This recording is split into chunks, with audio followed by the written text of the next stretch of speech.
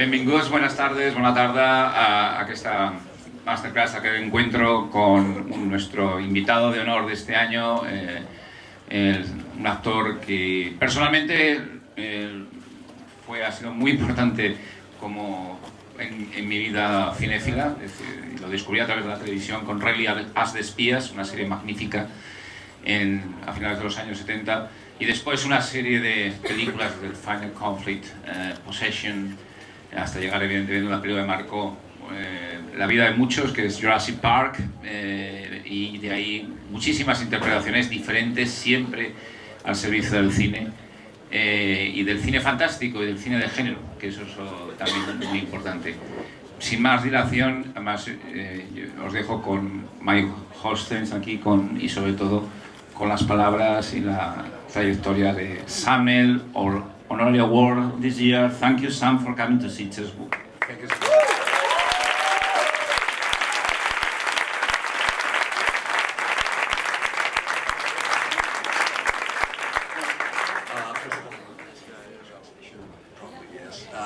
Moltes vegades us pregunto si necessiteu traducció, ho dic perquè sempre és més dinàmic fer-ho sense la traducció. No obstant, n'hi ha molta gent que no necessiti traducció, com ho veieu, en català o castellà, bueno, no?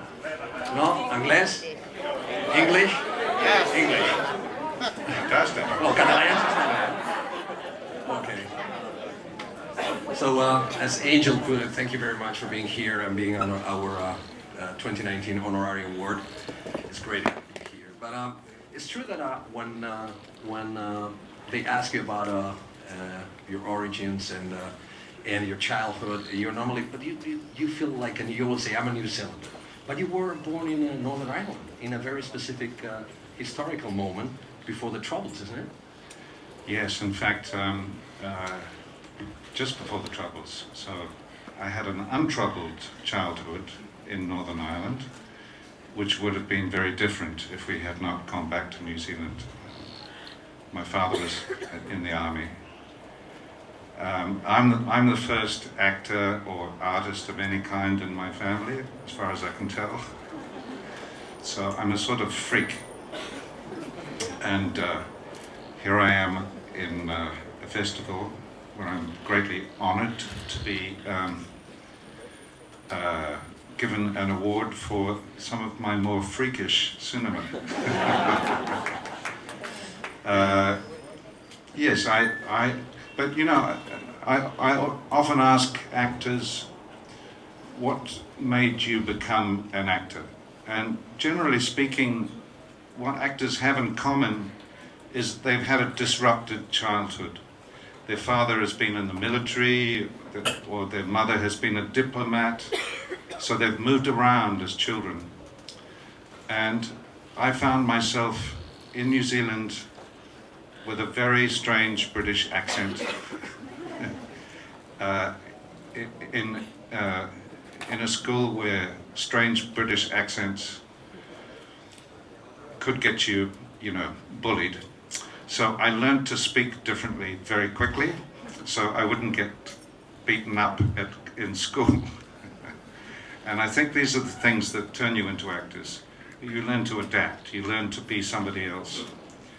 And really acting, since I think this is a class or something we're doing here. Alan Cummings is an actor I like very much. I went to hear him talk about acting. And I remember what he said.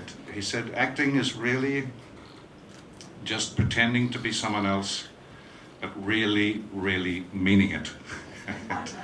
And that's the best definition of acting that I've ever heard. But I think I learned to be an actor because I was in a different country. And we can go back to your childhood later, but now that you mentioned the word freakish to define these specific movies, we are, as you obviously yesterday you were presenting Possession, Andrzej Sulawski's Possession. Well, it was this morning, sorry, it was this morning. And wow, that's a very interesting film. In the current times, there is this concept of elevated horror. That is something that horror people think is kind of patronizing. And but Andrzej Sulawski made an elevated horror movie like almost 4 decades ago. Were you actually aware when you were making the movie that you were doing some kind of extreme but at the same time artful horror movie? No, I never thought it would be thought of as a horror film. I thought it was. I thought I was making an art movie, but it had a monster in it at some point, and I still think that's true. But it was a shock for me to see it. It's 40 years since we made this movie, 1980, and so I was a very young man at this point, and I'd forgotten how extreme everything is in this movie. Zulawski was a kind of monster, but also a genius, and I've never been directed by anyone like Zulawski. Mostly, if you have a dial for acting, and the dial goes from 0 to 10, usually you come in and you do your acting and you're at about 5 on the dial. And directors, and I'm Colin Trevorrow is with us here today. He's of course hello Colin. A good friend of the festival, and of course the next generation of Jurassic. And I look forward to working with Colin. And I know when I come on stage that I'll be at number 5, and Colin will say, you know, just dial it down to 2, because usually, I don't know if this translates into Spanish, but as a rule of thumb, screen acting, less is more. The less you do, the better it is. With Zulawski, the dial wasn't just turned up to 10; it was turned up to about 25. You know, all the systems, all the kind of transistors and things in our systems were blowing all the time. It was the most excessive, crazy shit that I've ever done, and it was really amazing to watch it 40 years later and think, how did I survive this? Why am I still alive? You know, I think there were 2 scenes where there were stuntmen. The rest of the time it was me being beaten up or you know, I was doing mad stuff that you would never contemplate these days. Mad. And I was acting at 25. And it's true that also the third part of The Omen was quite close to Possession in terms of, it was like 1 year later or a year and a half later. Was your role in Possession important to get you the role as Damien Thorne? No, I did The Omen 3. It's not the greatest. It's really good. Finding conflict. It's really good. Well, some people like it, yes,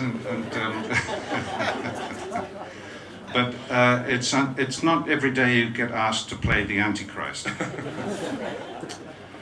And I thought the way to play the Antichrist was I kept hearing, I don't know if you know the Rolling Stones song Sympathy for the Devil. Yeah. So I was kind of feeling sympathy for myself as the devil. Because I thought, you know, it must be such a lonely job being the devil. You can't say, you know, if you're on a date, you can't say, it's great being on Tinder, but you should know I'm the Antichrist. I hope that's not a problem. We can still go to bed. You know, I hope this is. I hope you're cool with this. So I felt kind of sorry for him because I thought it must be so isolated and kind of miserable being the Antichrist, and no one's going to thank you for all the shit that you do. You know, it's a thankless task being the devil. And right after it came, of course, Dead Calm, the film that probably we can say made a big star out of Nicole Kidman. But I was also interested about something, again, very freakish, and it was, but in a different way, especially considering the current times, the current political times in America. And it was America, the series, and it was something that it was something kind of unlikely for that time. Do you recall your experience? On Dead Calm. Yeah, first on Dead Calm, yeah. I remember one very unusual thing, you know, George Miller, one of the themes this year is Mad Max, and George Miller was the producer on this film, and he also directed a lot of the second unit on this, so I was working a lot with George. And when the guys came back from, they had a, you know, you test screen films, and they took Dead Calm to Los Angeles, and they showed it in the valley. You always show things in the valley because that's kind of, it's different from Hollywood. Average America lives in the valley. And there's a scene at the beginning of the film where Nicole is on the way to meet me at the railway station, and they have a terrible accident. And the baby has, the little child has unreleased the seatbelt. There's an accident in the rain, there's a car crash, and the child sails through the windscreen of the car and is killed. And George said to me, I'm so disturbed because we showed this to an American audience, and when the child died, the audience cheered. And I thought, what is wrong with the world? You know? Is this something to do with America? Did we make something wrong here? You know, and I'm still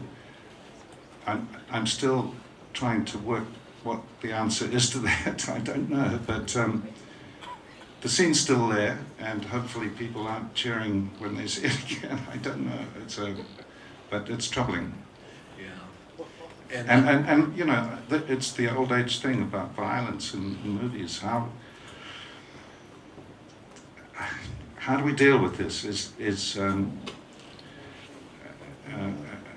And you know, there is so much violence in films, and gangsters are glorified in films. I mean, this series, some of you may see it, called Peaky Blinders, and a lot of people are troubled because the gangsters are the good guys, you know. And the police, like me, are the bad guys. What's going on? And what about America, the series? Yeah, I'm asking this because I think I was rewatching it after 40 years. And it was, I mean, the execution maybe was not perfect, but your character was really interesting because it was a KGB agent, obviously, in a communist-occupied America. So what do you recall about this very specific and very unlikely character for those times? I mean, it was definitely different and very evil. Well, again, I wanted to play a KGB agent with some sympathy. Yeah, this was a story. Chris Christopherson was the lead in it. I was one of the main bad guys because I was Russian. It was the time of Reagan. It was the Cold War. And America has been sort of taken over by stealth. There's been some collusion. It's a word we hear a lot in the news. No collusion. In fact, this is collusion, and the Russians are in charge. And because it was really the height of you know, Reagan and the White House were winding up tension between East and West. The perception was that we were making something that was kind of right-wing. Now, Chris Christopherson is an old lefty, a bit like me. And by the time we got to Canada to shoot the second half, there were demonstrations, and we'd have to go to work through, you know, angry left-wing people, and Chris would turn to me and say, "These are my people. I don't know what are we going to do?" So it was a troubling thing. But look, it's 12 hours long. I've never managed to sit through anything that's 12 hours long, let alone something with me in it. So I'm at a loss to explain. I think it's available on YouTube now. Oh, thank you very much. Unfortunately. It is. So So I'm very sorry for asking you this, but your answer the other day during the press conference was awesome, so I have to. Can we get into 007 territory? I have to. Because as you know, Mr. Sam Neill was considered, or at least he did a screen test for James Bond. So I'm very upset that the screen test. Please don't watch it. The screen test of me doing James Bond is available on YouTube. And it was one of the worst days of my life. And at this time of my career, when my agent said, I want you to go and do a screen test for James Bond. You don't have to do the part. I said, I don't want to be, please don't. No. Darling, you're going to Pinewood and you're testing for James Bond. So I did the screen test and, it's the James Bond thing and there's a gun, and there's a girl in bed wrapped in the sheets and, oh my God. So, and I sort of did my best for the day. And I called my agent and said, never make me do this again, this is the worst thing. Anyway, to my relief, they said, you are not James Bond. And that was the best day of my life. Because, it is possible for me now to go to Sitges, I can have a cup of coffee, and people are not saying, oh, there's the James Bond that's the bad James Bond. I like Sean Connery. And that's the ship James Bond over there. So, I dodged a bullet there, and every day I give thanks for not being James Bond. Well, thanks very much for answering. Thank you very much.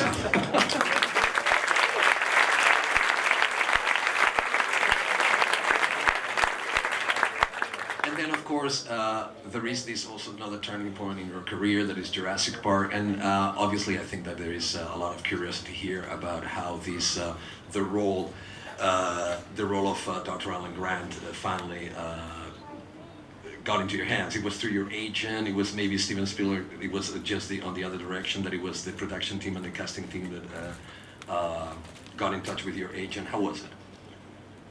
Well, actually, Stephen had seen Dead Calm, and maybe it was the blue shirt or something. I don't know.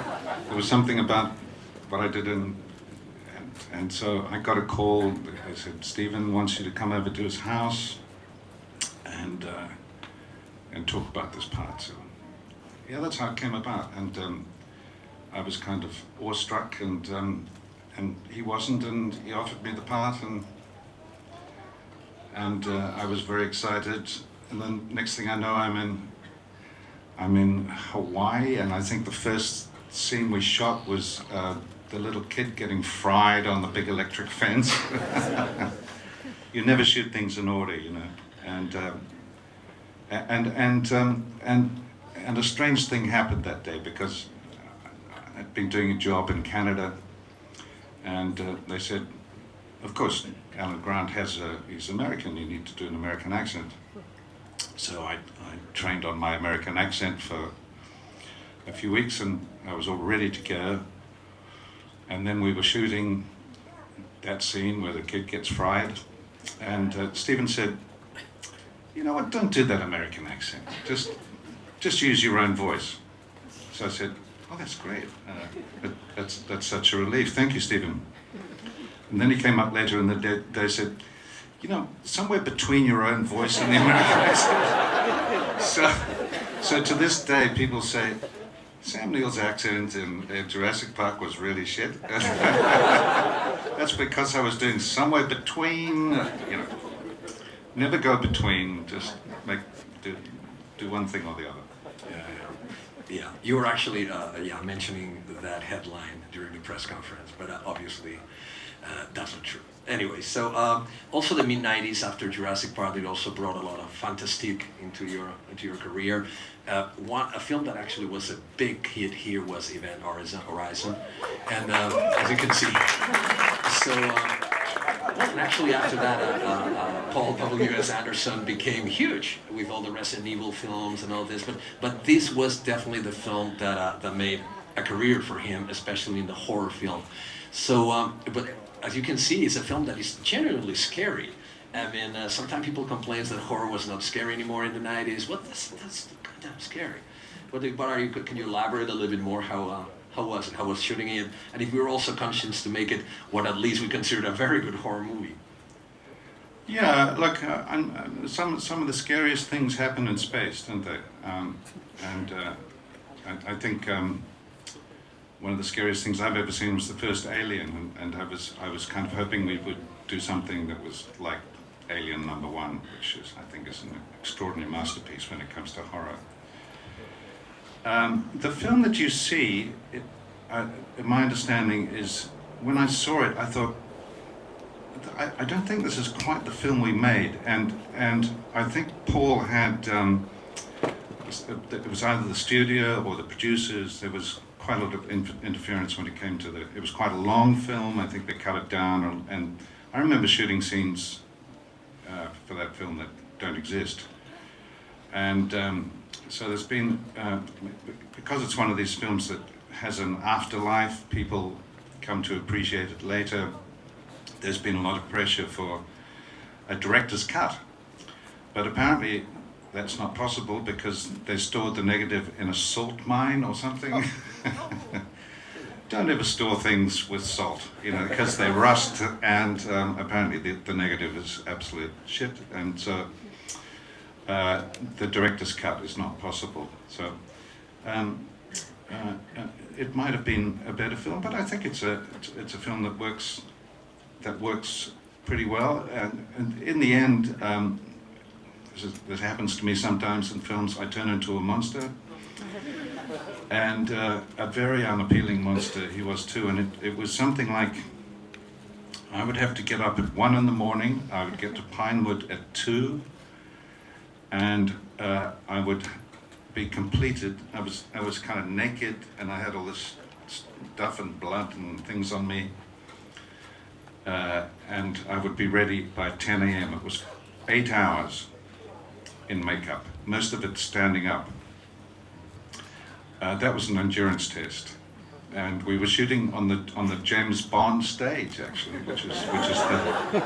which is the biggest stage at that point in Pinewood, which was freezing cold. It was midwinter, so there I was, sort of naked with some rubber stuff and a lot of blood. And in between shots, they had a heater, and I could stand with my back to the heater. But then I would dry out, all the blood would dry out, so they'd have to wet me again, and then I'd turn around and get warm on this side. It was a hellish time, but luckily it was only 2 weeks being a monster, and then I was back to being in a spacesuit again. Great. In this edition of Sitges, we have one of the most talented directors of the last 3 decades, but he's only made 3 films, and he's Richard Stanley. And here we have a version of Colorado Space, H.P. Lovecraft's The Colorado Space, and this is his version with Nicolas Cage and all this. But actually you starred in probably one of the top ever adaptations of an H.P. Lovecraft, at least. Let's call it at least influence story that is by H.P. Lovecraft, that is In the Mouth of Man. Is one of the most remarkable movies of a few decades. In quite a few decades. And it was great for many things, of course. John Carpenter directed, but one of the first things I wanted to ask you about is the casting was incredible. First, the chemistry between you and Julie Carmen artistically was fantastic, but also all the secondary roles are incredible. I mean, it's Jürgen Prochnow, even Charlton Heston is in the movie, so it's really, really cool. So if you could, what are now you're a little bit with after all this year, what are your memories? Because John Carpenter has been recently in the last Cannes Film Festival. He was honored with he was awarded with an honorary award. If you can just share with us some of your memories of In the Mouth of Madness. Carpenter got an honorary award. Yeah, he was in Cannes. Yeah, this last May. I was talking yesterday at the press conference about how, in my experience, the people that make the darkest films are usually the gentlest, sweetest humans on earth. And John Carpenter is one of those. He's eccentric, gentle, mild, quietly spoken, and only eats breakfast 3 times a day. He just likes pancakes and bacon, and that's it. And it was a great experience working with him, and that was the second time I'd worked. I did a film with Chevy Chase. John Carpenter directed it, Memoirs of an Invisible Man. So I'm very fond of him, and I'm sorry that he doesn't seem to be interested in directing films anymore. He seems to be more interested in doing his music. He always did the music for his own films, and now he tours with a band, and they do the theme of In the Mouth of Madness. But I'd sooner see his films, so I like his films. It was interesting working with Charlton Heston, because I grew up with the Charlton Heston movies, and of course, he's a hero as a child, Ben-Hur and all that. And I just worked with an actor who'd done a film with Charlton Heston previously, and I said, "What's Charlton Heston like?" He said, "Well, he's great, but he always tells the same stories." And he said, he told me this story 3 times. And the story is this. He said, it's great making westerns, because I love getting up in the morning and having a cup of coffee with the Wranglers. There's the smell of the horses and the smell of the coffee. It's a great start to the day. So I couldn't resist it. I said, Mr. Heston, Charles, those westerns you made, what fun they must have been. Sam, there was nothing greater than the morning and have a cup of coffee with the Wranglers, the smell of the horses. I thought, that's just great. Captured. Well, he was a nice man, apart from his views on guns, and we never discussed guns. Okay, and now the 1990s also made you a knight and an officer of the Order of the British Empire. How were you feeling about that? Well, that's not a knight. That's okay, just the knight. Well, that's just a medal. Okay. So how you felt about it? They did actually offer me a knighthood a few years ago, and I thought, I'm going to get into such trouble with my friends that I would never ever recover from being. Look, I've got friends like Ian McKellen and Sir Ian. It suits him. I've got quite a few friends who've been knighted. I don't want to be knighted.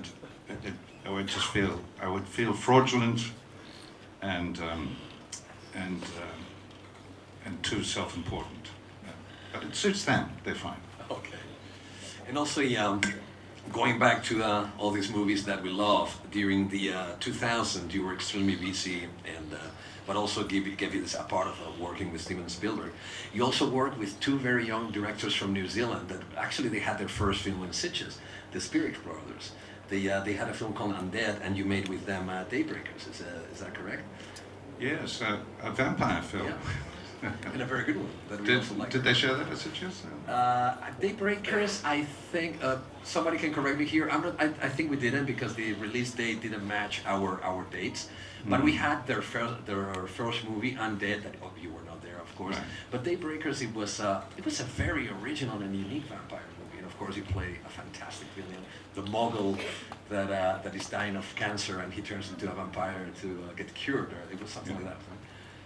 Yeah, he was a kind of Trump kind of vampire. And, he would only drink the best blood, If the blood like Burgundy, that kind of vampire. He wasn't one of the vampires that comes into your bedroom at night and, bites your neck and, or your wife's neck, even worse. And now, you were among one of the first really important shows that were exhibited in this new universe that is platforms, and you mentioned it already, that is Peaky Blinders. and the gothic crime drama. Did you find any difference about working in this new environment, this new world of what we call now platforms? We don't want to call them TV anymore. Well, it's become a platform, a show, but it was made for the BBC, so it was a show that started quite modestly and with no great, but definitely with ambitions, and it kind of broke new ground in that it's a period movie. It's based in the 1920s. Everyone is in post-traumatic stress from the First World War. But the first director decided, why don't we put rock and roll on it? You know, Nick Cave is perfect for it. So the Red Right Hand is the theme song for it, and it works. But now it's on Netflix, and people all over the world are rediscovering the Peaky Blinders, and I'm very happy with that because it's one of the best characters I've ever played in and I played with, and I think really bad guys are not just easier to play, but they're more fun to play generally. And so even if I'm playing a good guy, I tend to look for the bad in the good guy, and if I'm playing a bad guy, I look for the good in him. So, you know, complexity is a good thing when it comes to performance. And but that guy again, he's a cop, and he's really on the right side of the law, but a very sad character too. Again, I had sympathy for this character. He falls in love with a much younger woman. It's the saddest thing, you know. Don't ever fall in love with a much younger woman. It's undignified. Don't do it. And during the during the press conference, you also mentioned you were quite. You said some interesting things about what was your opinion about superhero movies, but it was in a context of you explaining that production should also aim for different segments of population, not only for the demographics that go to watch superhero movies. It would be great if you could share with this audience that is completely different from the journalists that were at the press conference. How do you feel about this? Because you consider yourself part of a very specific demographic that goes to watch movies. What are your suggestions to the industry to also make movies for this segment, for this demographic? Look, I'm now clearly of an older demographic than I was when I started in this business. And sometimes people make films for older people, and it's not a bad idea because older people have time, they usually have some money in their pockets, and they're prepared to go out and watch movies. So it's a good idea to make films not just for people who are 18 to 24 years old, because there are other demographics to be considered, and other genres. Look, I think there's a tremendous amount of superhero films being made at the moment. I have no argument with them. It's fine. It's pure entertainment. But I hope they're not being made at the expense of other films. And I kind of miss, given the age I am, I think the great era of American movies was in the 70s, when Scorsese and Coppola and so on were at their height. And there doesn't seem to be as much room in Hollywood studios for the kind of films that they were making at that time. So I've got no argument with superhero films. They're entertainment, and at the end of the day, that's what films are mostly for. But of course, there's, you know, it's important that there are, and Sitges is so much about this. It's about different genres, strange genres, and we must continue to make those sort of films, as well as films that are about something. I mean, it's hard to argue that the Avengers is about anything much. That that relates to the sort of problems that you or I come across in our daily lives and or in our political lives, in our social lives. So nothing wrong with them, except we need to make other films as well. Well, thank you very much. And do you think there is any project that could be a Sitges film also in the near future that you would be playing in? Like, I mean, I know that you have in the horizon, in the event horizon, do you have a horror movie or a science fiction movie coming up that we can have in Sitges? Maybe you can disclose a little bit. Well, it's not a secret now, but I'm going to be working with Colin. Yeah, that's important. Yeah. In a matter of months, and shall we bring it to Sitges? What do you think, Colin? It's complicated. It's complicated.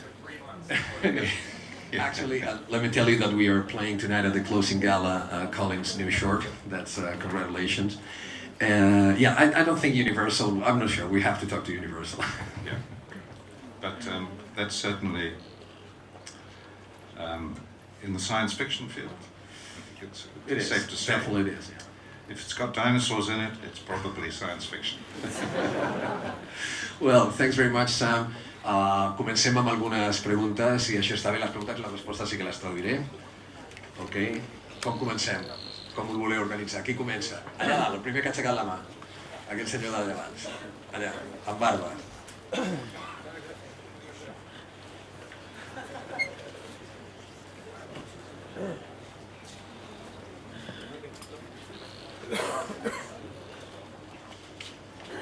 Hello Sam, welcome. I'm a big fan, but it's just everybody will say to you that. Just one question. We will have some days in the future the possibility to work the CU operation with Peter Jackson beside your role cameo in Colin Mackenzie documentary? Oh, you know your stuff. Look, I like Peter very much, and yeah, that was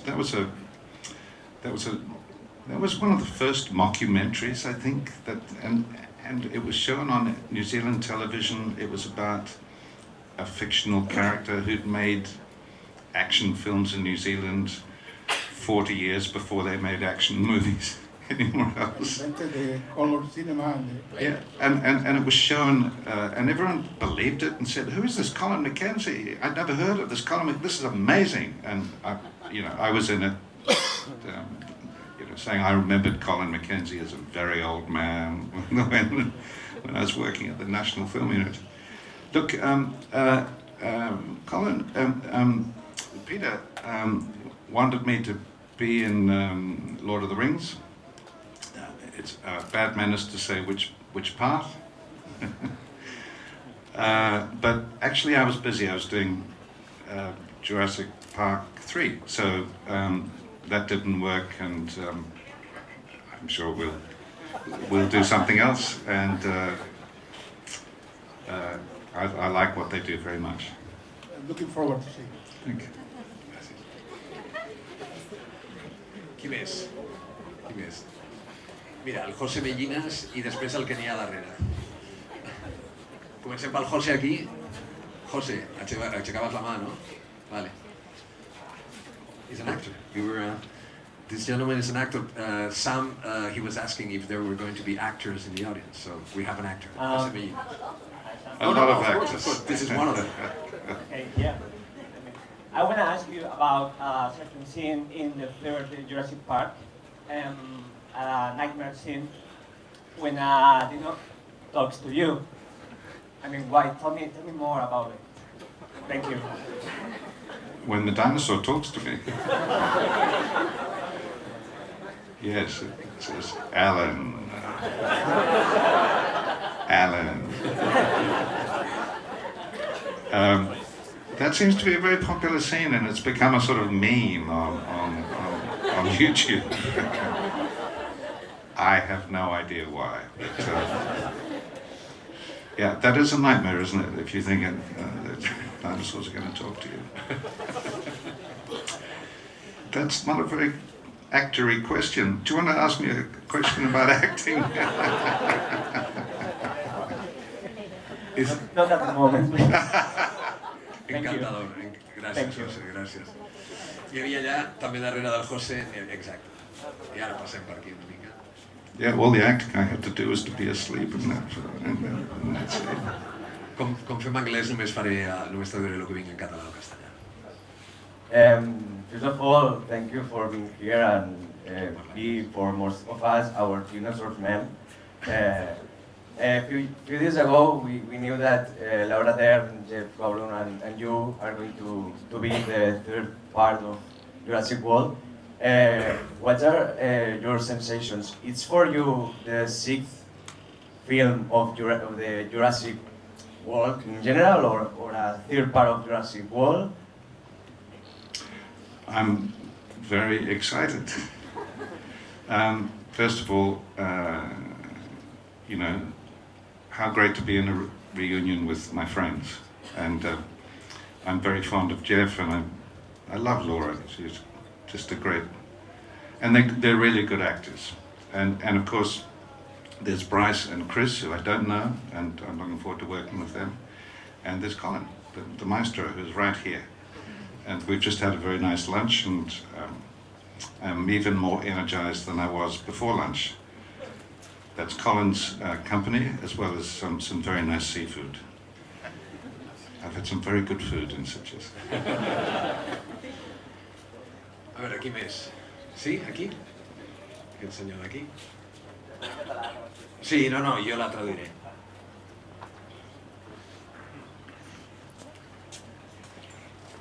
Res, tenia una curiositat. Hola. El moment aquest tan famós que és de treure't les ulleres, d'on ve? D'aquí va ser la idea, va ser teva, va ser del Steven Spielberg? Senzillament això. Yeah, how the right specific and iconic moment that you just put out your glasses, you know, watching there, so how did it come out?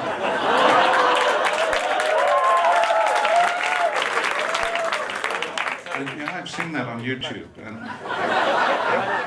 it didn't seem like a big thing at the time, but it's sort of a... I looked at it the other day, you know, because when they announced this thing, it was all over the YouTube, and I'm looking at my face, and have you got some dark glasses? No, but this gentleman has one. Okay. Sunglasses. Oh, thank you. Oh, these are Ray-Bans. These are cool. Okay, so, you don't quite know what my face is going to do. I'm just going like that. So I could go, and it's not very interesting, you know. So, but if I go,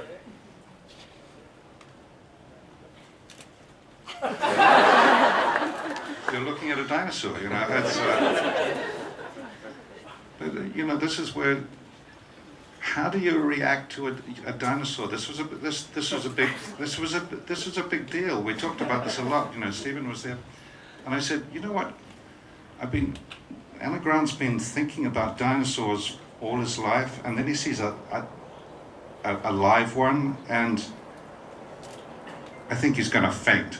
So if you look carefully, there's a shot in it where I am actually fainting, and Laura Dern is kind of making sure I'm okay, because all the blood's left my head.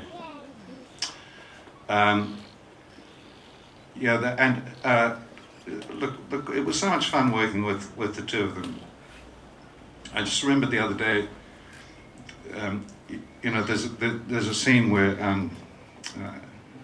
Jeff gets all torn up by dinosaurs or something. You know, he's all wrecked, and he's got his leg in plaster. And we would get made up in the hotel at Kauai, and then we would go home to the hotel, and they would take our makeup off. So Jeff, it was a big tourist hotel. We'd walk into the hotel, the three of us. Jeff's coming home that day.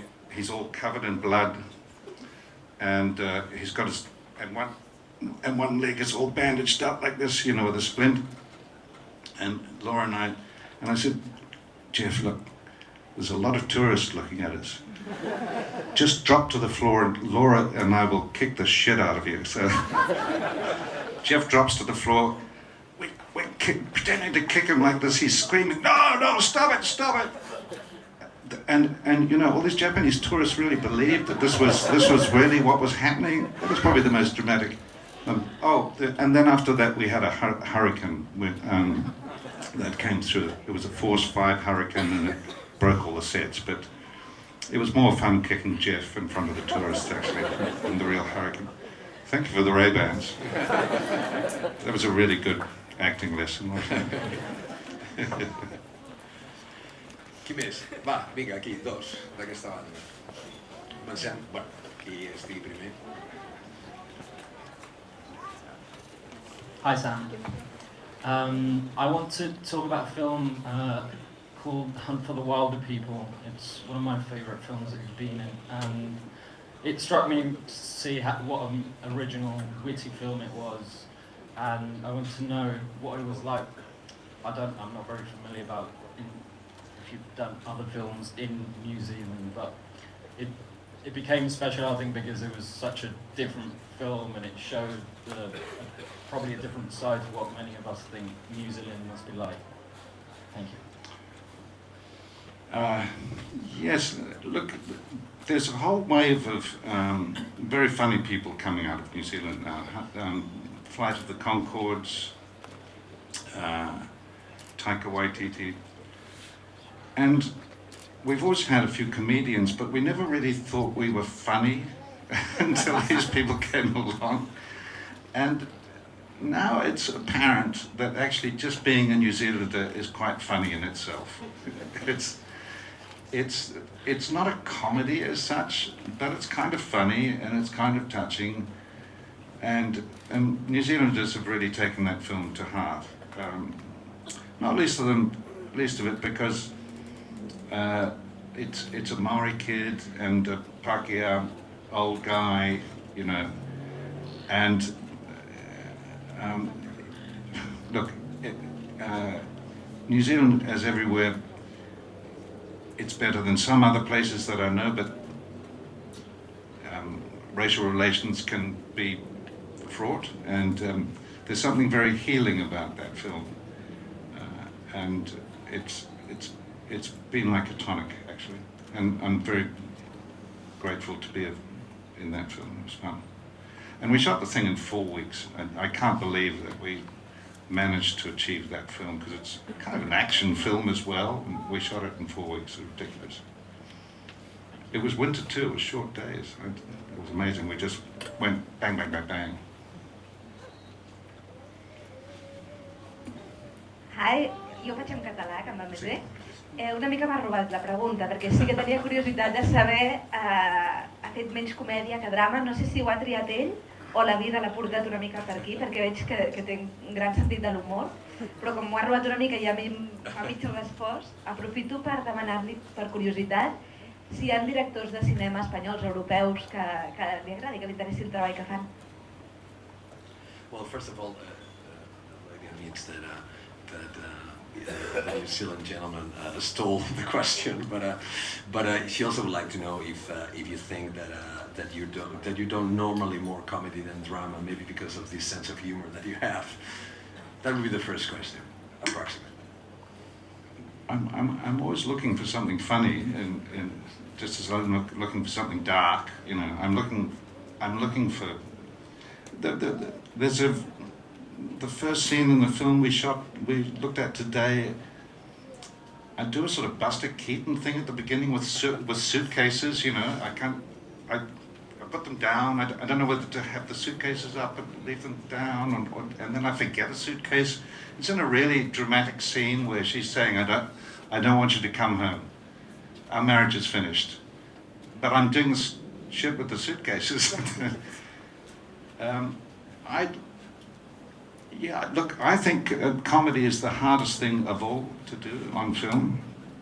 I don't think it comes naturally to me, and it infuriates me that some of the best actors on film are actually comedians. You know, I think someone like Jim Carrey who's a crazy comedian is incredible on film.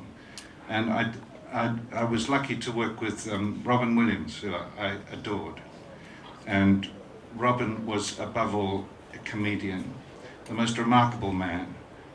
Robin was also heartbreakingly vulnerable. You know, I would go and sit in his trailer with Robin, and it was only when it was just you and Robin that you realized you were talking to one of the saddest people on the planet. He was just deeply, deeply sad. And then, you know, the knock would come on the trailer. Mr. Williams, Mr. Neill, we need you on set. We'd walk out of the trailer, and there'd be 3 people standing outside waiting for us, and he would start being funny because he had an audience. He loved being funny, and he was really funny all the time. As soon as and then he'd get onto the soundstage, and there'd be 100 people working. He had a bigger audience, and he'd just start doing comedy, and you knew it was new material because he'd see your name and then he'd start riffing off your name. You know, it was just poured out of him. But he could also be, when the directors told him to dial it down to 2, because less was always more with Robin, he could be the most fantastic actor. Te l'hauria d'haver traduït, però m'he quedat escoltant tota l'estona. Perdoneu, Ho entens? Vale, gràcies. Per ser-ho posarem subtítols.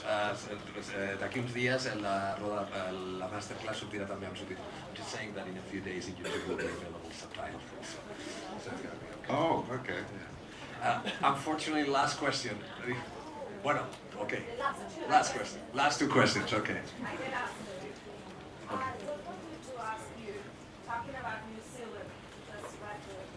I wanted to talk about the piano. You said before, as an actor, you had to find the complexity and to find the good in the bad and the bad in the good. I want just a few clues how you get an acquaintance with such a character like that. That could be Billion at the first time. So. Yes, when Jane asked me to be in the piano, I thought she wanted me to play the Harvey Keitel part. And then it turned out Harvey Keitel was playing Harvey Keitel. So then I'm playing this other character, and you know, again, it's a character that's he's not very bright, you know, he's not a very nice man, but I felt really sorry for him because he just wants to be loved, you know. He needs, and he doesn't know how to love. He doesn't know how to be loved, and I always felt, I sometimes think I need a little motto in my head for the character that I'm playing, and for that character I always felt like, I think we have 7 layers of skin, is that right? You know, we have 7 epidermises. I thought, this is a man with only 1 layer of skin. He's so vulnerable, and he's so kind of in pain all the time. There's something about him that's viscerally in pain. So while he behaves terribly badly, it came from a place of vulnerability and hurt, and so my heart went out to him. Nobody else's did, but anyway, that was my approach. I really think that was the only way to explain it, or to justify some things here. Right, to justify, yeah, that's right. At some point, thank you. Thank you. Ara sí, última pregunta, malauradament. Yeah. And well, first of all, thanks for being such an inspiring actor for us, actors. Oh. And my question is, which was the most challenging character you did from the personal point of view, and how did you go about it? I think the most challenging part I've ever played is again, it's a strange fantasy film. It's called Dean Stanley. I think it was the last film that Peter O'Toole made. And it's a film that not very many people have seen. But in it, I play a character who is a dean of the church. He's, but he's also had a former life. And when he gets drunk on a particular wine, on Tokai, he starts slipping into an altered consciousness. When he becomes, his inner id remembers his former life as a dog. So I was playing sort of two parts simultaneously. A very buttoned up, proper Englishman who has also been a dog 100 years ago or something. And but it's a very complex story that's also about grief and loss, and it was such a privilege. I did 3 films with Peter O'Toole, and that was the third and the last, and the time when I got to know him the best. And what an incredible privilege, not just to work with him, but to hear his stories and watch him work. Just Peter was amazing, because it is sort of the fashion now with a lot of actors to mumble. In fact, they whisper, talk like this, and sometimes when you're working with American actors, you think, is he actually talking? Is he saying his line? I think I'll say my line when I see his lips stop moving. This is true, because everyone has throat mics, and so when you hear them like that, they're actually talking. It's really kind of cool, But it's a pain in the ass to work with, because I don't know how I got onto that. But Peter, Peter he was an object lesson, because if he had a line, if the line was, I need to go to the shops to buy something, a simple line, every word he would relish. I need to go to the shops to buy something. He wasn't going, I need to go to the shops. Every word was rolled around in his thing. And you would think, that's not natural. But actually, with a great actor like Peter O'Toole, it was magic. Wow. Bueno, hem arribat ja al final d'aquesta masterclass extraordinària. Us he de demanar un favor. Els que tingueu alguna cosa per signar, podeu venir, però us demano ordre. N'hi ha uns senyors de seguretat aquí i un equip que ajudaran una mica a fer-ho més ordenat. Però us ho demano que sigui així, però primer de tot un aplaudiment.